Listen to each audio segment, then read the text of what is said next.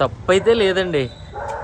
ఎందుకంటే ఆల్రెడీ ఒకసారి మోసం చేశారని తెలిసినా కూడా సెకండ్ ఛాన్స్ ఇచ్చి దాన్ని ఏమంటారు, అది ఇచ్చింగ్ అనమాట.